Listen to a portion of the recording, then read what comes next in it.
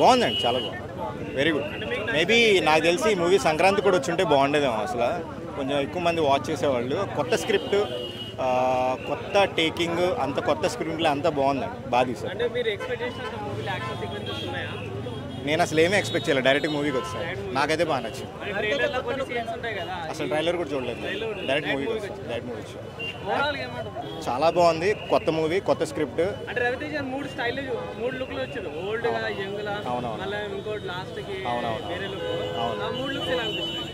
మూడు బాగున్నాయి. Like situation ప్రకారం, సీన్స్ పరంగా, క్యారెక్టరైజేషన్ బాగా మౌల్డ్ చేశారు. దాని ప్రకారం గెటప్స్ కూడా బాగున్నాయి.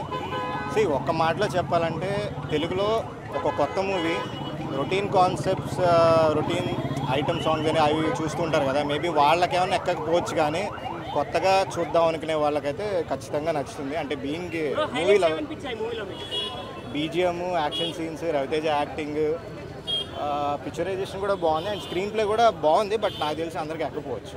అంటే లైక్ కొన్ని సీన్స్ అన్ని ఈగల్ సినిమా చూసాను. అసలుకి రవితేజ పర్ఫార్మెన్స్కి అయితే గుండె గల్ గల్ అనిపించింది అనమాట. సినిమా అయితే వేరే రేంజ్లో ఉంది బ్రో. సినిమాకి హైలైట్ ఏంటంటే మెయిన్ గన్ కల్చర్ మీద కాన్సెప్ట్ తీసుకున్నారు.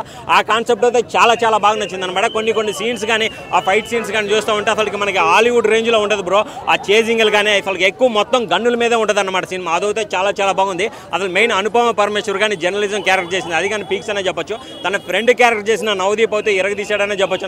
ఫస్ట్ హాఫ్ స్లోగా ఉంది, బట్ సెకండ్ హాఫ్ అయితే మాత్రం హైలైట్ అన్న, పీక్స్ అనే చెప్పొచ్చు. ఫస్ట్ హాఫ్ చూసి నేను డిసప్పాయింట్ అయ్యా, బట్ సెకండ్ హాఫ్లో మాత్రం అసలుకి ఏం కావాలో, అసలు ఆడియన్స్ ఏం కోరుకుంటున్నారు అదే చూపించారు. గన్ కల్చర్ ఏంటంటే వరల్డ్ వైడ్గా ఎక్కువైపోతుంది, దీన్ని అరికట్టాలి, దాన్ని అరికట్టడమే మెయిన్ ఉద్దేశమనే ఆ క్యారెక్టర్ చేశారు రవితేజ అన్న. అదైతే చాలా బాగుంది బ్రో. సినిమాటోగ్రఫీ అయితే చాలా హైలైట్గా ఉందన్నమాట. అక్కడక్కడ కొన్ని మనకి కేజీఎఫ్ సీన్స్ సింక్ అవుతూ ఉంటాయి, కానీ కేజీఎఫ్కి మించే ఉన్నాయన్నమాట. హాలీవుడ్ రేంజ్లో ఉంది బ్రో సినిమా అయితే. నాకైతే నచ్చింది. అసలుకి రవితేజని కొత్తగా చూపించాడు, అసలుకి హాలీవుడ్ రేంజ్లో చూపించాడు అన్న రవితేజ. ఫస్ట్ హాఫ్ లాగ్ ఉంది, సెకండ్ హాఫ్ అయితే పీక్స్ అన్న. ఫస్ట్ హాఫ్ ఏం పెద్దగా లేదనమాట, ఫ్లాప్ కాదన్న, స్లో ఉంది. బట్ సెకండ్ హాఫ్ అయితే హైలైట్. దాన్ని మనం మర్చిపోయి సలార్ కాదన్న, ఇది నార్మల్ సినిమా అన్న. సలార్ ప్యాన్ ఇండియా, ఇది నార్మల్ సినిమా. రిలీజ్ చేయకుండా మంచి పని చేశారని చెప్పచ్చు. ఏంటంటే 4 సినిమాలకే కొట్టుకున్నారు, ఇంకా 5 సినిమాలు అయితే కష్టమైంది కదా.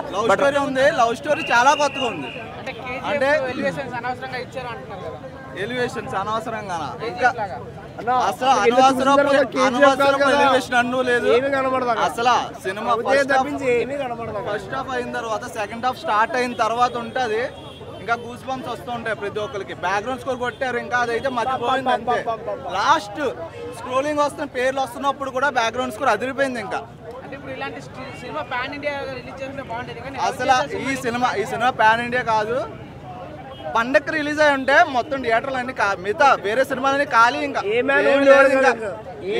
ఏగలో కావాలని మొత్తం అందరూ కలిపి ఆపినట్టు ఉంది అంతే, పండగకి రిలీజ్ అవ్వకుండా. అటర్ ఫ్లాప్ అన్నారా? నేను రవితేజ ఫ్యాన్ కాదు, కానీ నేను ఉదయం వచ్చే స్పెషల్ షో కోసం అదిరిపోయిన సినిమా అయితే నిజంగా నెక్స్ట్ లెవెల్ ఉంది. బ్రహ్మాండంగా చూడొచ్చు. అందరికి నచ్చే సినిమా